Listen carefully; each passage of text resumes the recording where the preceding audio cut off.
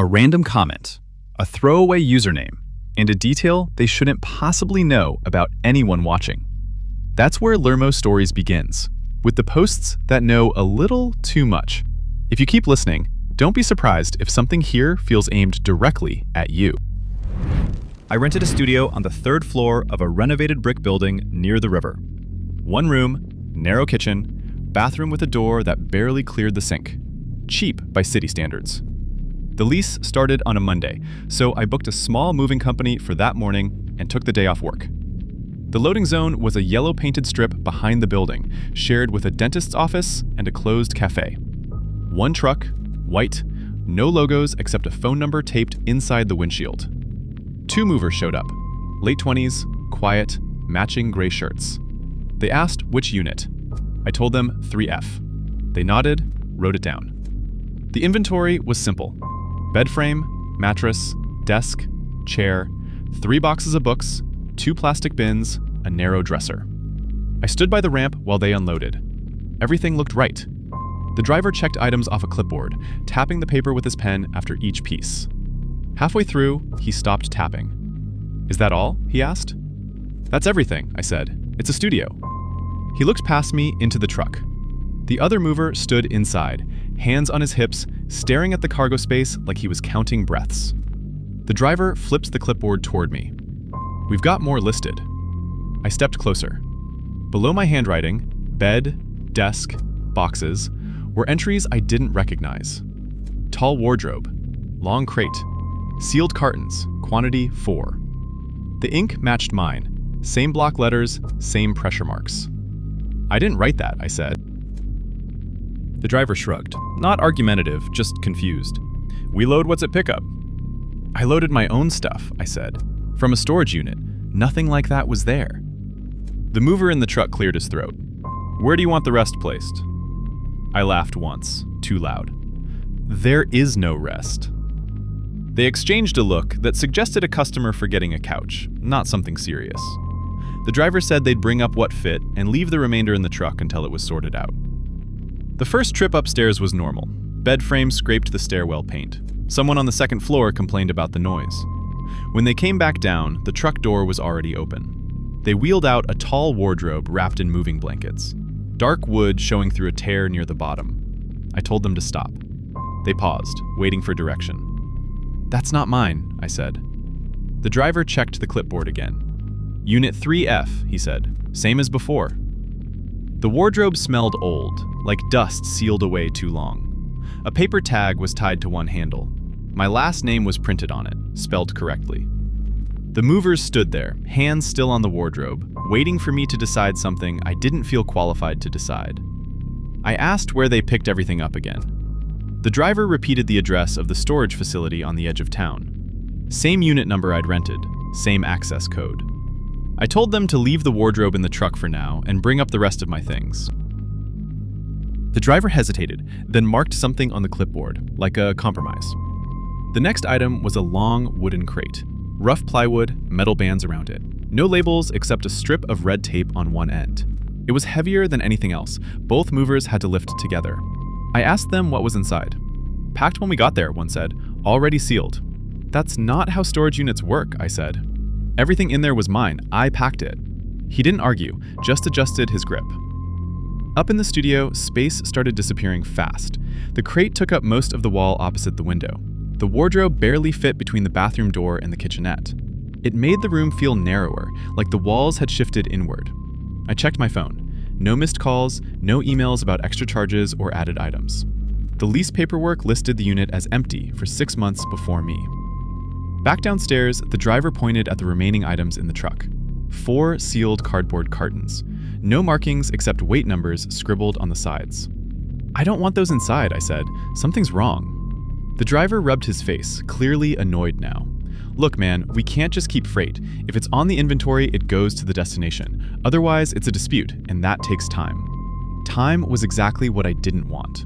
The loading zone clock on the wall showed they were already over their permitted window. A security camera above the cafe door slowly panned back and forth, clicking faintly. I told them to stack the boxes by the studio door, not inside, just until I figured it out. While they were carrying the last carton up, I opened the wardrobe. Inside wasn't clothing.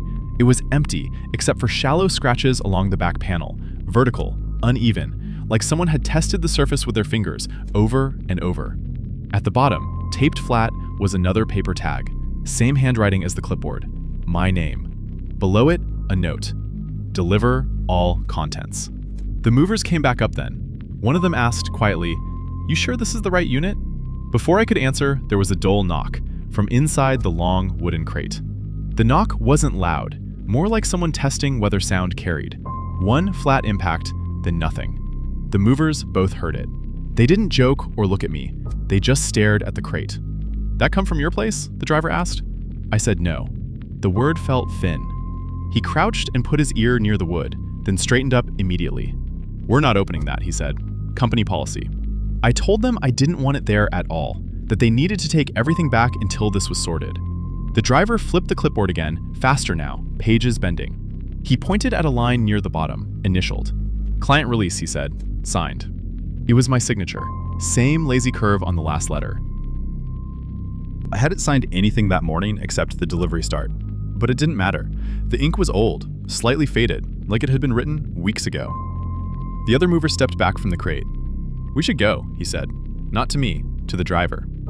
Another sound came from inside. Not a knock this time. A dragging noise, short, like something being shifted just enough to get comfortable. The driver closed the clipboard. "We've completed delivery," he said, voice flat. "Anything else is between you and management." They left fast after that. No receipt, no argument. The truck pulled out of the loading zone while I was still standing there, and the security camera kept panning like nothing had changed. I went upstairs alone. The studio felt wrong now. The added objects made it unfamiliar, like a room rearranged by someone who didn't live there. The curtains by the door were all the same size. One of them had a small tear near the handle. Through it, I saw fabric, gray, uniform looking. I called the storage facility. The woman on the line said my unit had been cleared out before I rented it, completely empty, no record of previous contents. When I told her about the extra items, she paused, then asked if I was sure I hadn't requested a full transfer. I asked what that meant. She said it meant everything associated with the unit. That night, I didn't unpack. I sat on the mattress on the floor, lights on, listening. Around midnight, the crate made a slow, deliberate sound, like someone inside shifting their weight carefully to avoid splinters. In the morning, the crate was open. Not broken, unsealed. The lid was leaned neatly against the wall. Inside was nothing except the red tape, folded and placed in the center. The cartons were gone. The wardrobe door was open too. Hanging inside was a gray shirt, identical to the movers. On the tag, printed in clean block letters, was my apartment number. I moved out that day, left everything behind. When I called a different moving company, the woman asked for an inventory list. Before I could answer, she said, "Don't worry, we already have it." A non-post, because this still doesn't sit right. Went to a late showing at a suburban multiplex off a highway exit. One of those big chains with 20 screens, neon carpet, soda that tastes like syrup. Tuesday night, almost empty. I bought my ticket at the kiosk, assigned seating, and got row F, seat 12, middle of the row. Fine. Inside the theater, there were maybe 6 people total, a couple way up top, one guy near the aisle scrolling his phone. I sat down in F12, put my drink in the cup holder, and waited through previews. The seat next to me stayed empty. After 10 minutes, I realized the AC vent above was blasting straight down my neck. Annoying, but whatever. During the last trailer, I stood up and slid over 3 seats to the left, F9. Same row, better airflow. Didn't think anything of it. No one said anything. The movie started. About 20 minutes in, an usher came in. Teenager, black uniform, flashlight angled at the floor. Normal stuff. He walked down the side aisle, stopped halfway down my row, and leaned in. "Sir," he whispered, "you're in the wrong seat." I told him I'd moved because of the air vent, kept my voice low. He nodded like he'd expected that answer. "Yeah, I know," he said. "You were originally in 12. That caught my attention. I asked how he knew that. He didn't answer right away, just glanced toward the back of the theater, then back at me. "You need to sit in the seat you picked," he said. Not rude, flat, like policy. I asked if it actually mattered, since the place was empty. He shook his head. It matters tonight. People were starting to turn and look, so I grabbed my drink and moved back to F12. The vent was still blasting cold air. The usher watched until I sat, then walked back out without another word. 10 minutes later, I noticed something odd. The seat I'd moved to, F9, was now occupied. An older guy, mid-50s maybe. He hadn't come down the aisle, he was just there. Sitting still, hands on his knees, staring at the screen. I'm sure that seat was empty before. I leaned over and whispered, "Sorry, is this your seat?" He didn't look at me. Then my phone buzzed. A notification from the theater app. Seat change detected. Please remain in your assigned location. I hadn't touched my phone since before the movie started. I looked toward the exit. The usher was standing just inside the doorway, watching the row. The usher didn't leave. He stayed by the door longer than usual, pretending to check something on his handheld scanner. Every so often, the light from it flicked on and off, aimed not at the floor, but at the rows. I tried to focus on the movie, some action thing, loud enough that no one should have noticed anything else. But the guy in F9 hadn't moved once. No popcorn, no drink, no phone. Just sitting upright, eyes forward, like he'd been placed there. A few minutes later, my phone buzzed again. Reminder, seat F12 confirmed. Do not relocate. I hadn't opened the app. Screen brightness was all the way down, but I could still see a seating chart for my theater. Every seat was gray except mine. F12 was highlighted in green. F9 was red. I looked back at the man in F9. On the screen, his seat icon flickered, then stabilized. I raised my hand slightly to get the usher's attention. He noticed immediately, like he'd been waiting, walked straight to me. "What's with the notifications?" I whispered. He leaned in close enough that I could smell popcorn on his breath. "The system flags movement," he said. "It's not supposed to happen mid-show." I asked him what movement meant. He hesitated. "Seats," he said. "People." That didn't answer anything. I asked why the guy in F9 didn't have a drink or ticket visible. The usher glanced at the man, then back at his scanner. "He's accounted for." I asked what that meant. "Every seat has to be filled the way it's listed," he said. "If someone leaves one, someone else takes it." My stomach dropped a little at that. I told him that made no sense. He straightened up. "Sir, are you planning to leave your seat again?" "No," I said. "Good," he replied, and walked away. About halfway through the movie, someone 2 rows down stood up and left. Bathroom, probably. As soon as they disappeared into the aisle, I felt a vibration under my feet. Not strong, like someone shifting weight. On the app, another seat turned red. F14, 2 seats to my right. Less than a minute later, the man in F9 stood up. He moved without looking at anyone, stepped sideways down the row, and sat in F14. No one reacted. No usher rushed in. It was like this was normal. The seat he vacated, F9, turned gray on the app. Empty. Cold air blasted down harder from the vent above me. The cold got worse. Not just the vent. My legs started to ache like I'd been sitting on concrete. I checked the app again. F12, still green. A timer had appeared underneath it. No label, just numbers counting upward. The movie reached its final act. Loud, climactic. People leaned forward in their seats. That's when the man in F14 slowly turned his head and looked directly at me. First time he'd acknowledged anything besides the screen. He didn't smile, didn't frown, just studied me, like checking a detail. My phone buzzed again. "Occupancy stable. Thank you for compliance." I typed a message into the app's support chat. My hands were shaking enough that I mistyped twice. "Why are seats changing on their own?" The response came instantly. "Seats do not change. Guests do." I looked back at F14. The man was gone. I swear he hadn't passed me. The row was too narrow. But F14 was empty now, the seat cushions slowly rising back into shape, like someone had just stood up. Then someone sat down behind me. I felt the pressure through the seat back. A voice leaned close to my ear. Not a whisper, just quiet enough to blend into the soundtrack. "You almost caused a gap." I didn't turn around. "You picked 12, the voice continued. That locked the pattern. If you'd stayed in 9, we would have needed a replacement earlier. I asked what replacement meant. "Someone who doesn't mind the cold." The credits started rolling. Lights came up halfway. People stood, stretched, talked like nothing had happened. The pressure behind me disappeared. I stood up slowly, looked at my seat. F12. A small sticker was pressed to the armrest. I hadn't seen it before. Do not move during presentation. On my way out, I passed the usher. He didn't look at me this time. At home, I checked my email. There was a receipt from the theater. It listed my ticket, row F, seat 12. And under it, a line I didn't recognize. Seat held. Vacancy prevented. I don't go to assigned seat theaters anymore, and if a place is mostly empty, I leave. It was just after midnight when I ordered the ride. Downtown was thinning out, bars closing in waves, the streetlights switching to that tired orange glow that makes everything look slightly staged.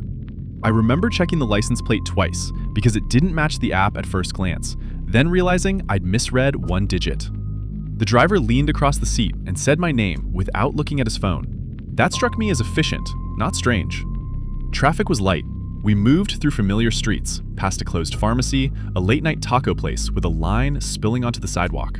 The radio was low, talk instead of music. I answered a few work messages and stopped paying attention. When the app buzzed to say I'd arrived, the car was already slowing in front of my building. Normal ride, normal tip, 5 stars even. I went upstairs, kicked off my shoes, and plugged my phone in. A few minutes later, the receipt email came through. Fare, tip, pickup time.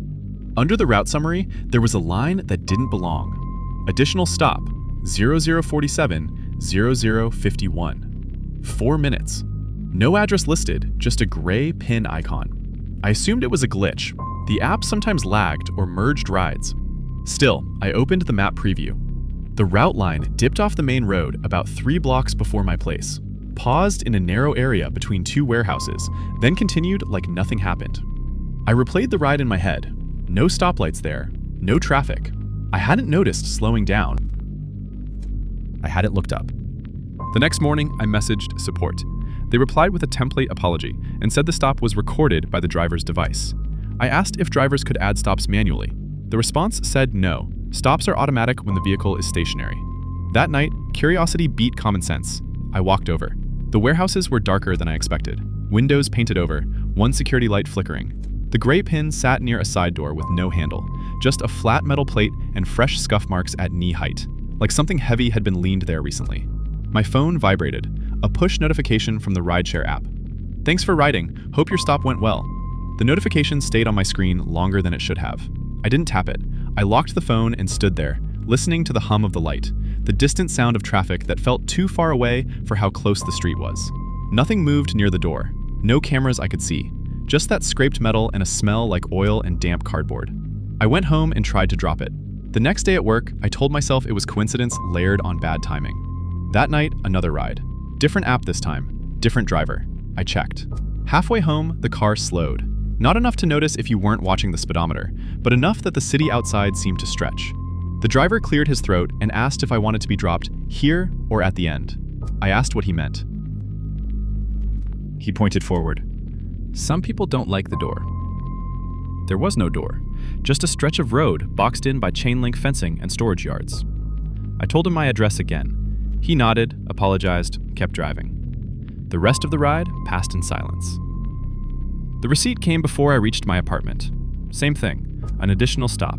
Same timestamp window, same gray pin. I called support instead of chatting. After a long hold, a woman told me she could see the stop history on my account.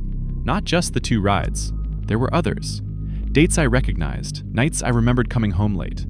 All of them marked with the same 4-minute pause. All of them pinned to slightly different spots along the same industrial strip. I said I'd never made those stops. She hesitated, then said something I still can't fit into anything sensible. Those stops aren't marked as completed, she said. They're marked as attempted. I asked attempted what? She said she wasn't sure, then added that the system showed the drivers had all reported a passenger confirmation failure. She asked if anyone else had ever ridden under my account.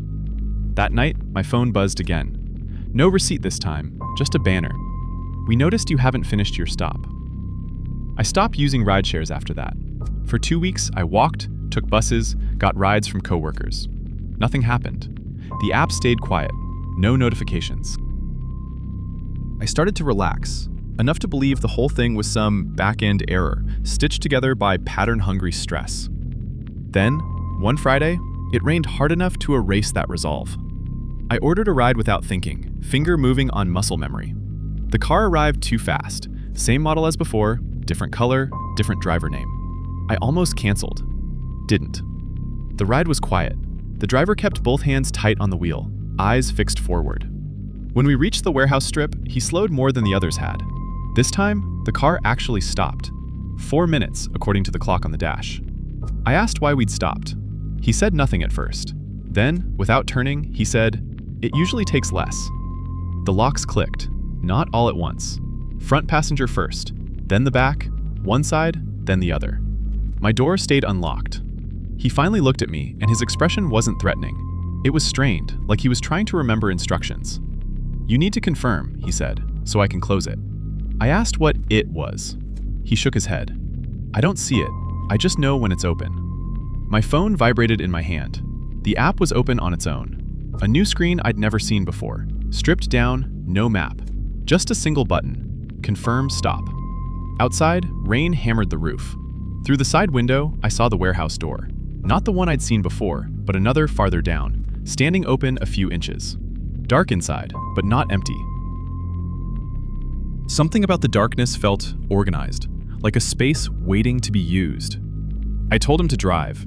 My voice sounded wrong in my ears. He said he couldn't unless I confirmed or the timer ran out.